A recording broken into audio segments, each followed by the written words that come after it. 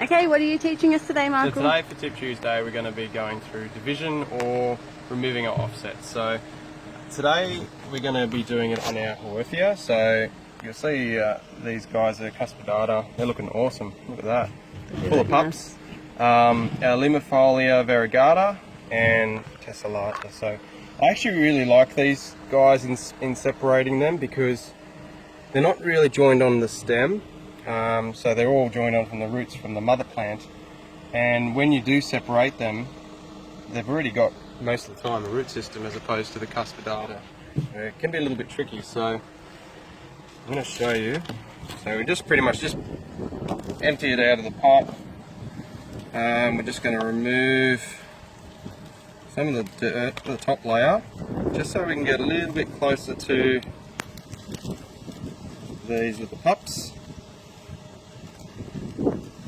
Sometimes it's even good just bury the whole thing. So great time of the year now to do Haworthia.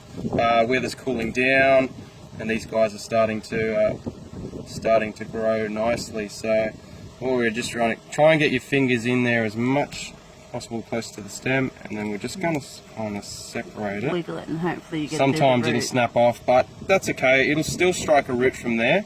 If they're small enough, we'll just put them into our individual little cells in our cutting mix, or we'll just use a seedling tray. If they're too big, we'll just stick it in our cutting mix there. So just like that. So sometimes you'll get like a little root there, which is awesome. It's kind of a bit of a head start, but they don't take too long to start striking their root. So look how good's that. So we've got a bit of a root there. So we're going to do this mother Haworthia variegata.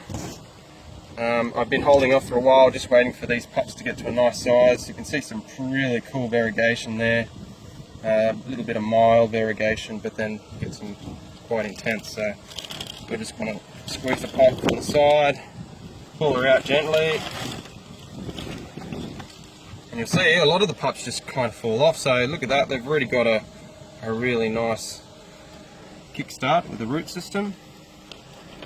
So look at that nice root there, so that's awesome there. So we may even, because that root's quite long, we might just snip it, just probably half of that off, just so it sits nicer in the pot. So these guys I'll just stick straight into a pot. Look at that, that's going to be a really, really pretty one there.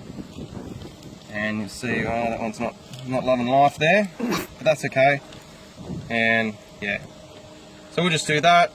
Then once we removed all the babies around from mama plants, then she'll get a fresh new potting mix, and we'll wait for her to start throwing new pups again. So this one's about 5 or 6 years old, so we've been waiting quite a long time to get these pups. So just beautiful at the moment. And it's the same thing with tessellata. Just remove it out of the pot, and you'll find that these babies will just start to,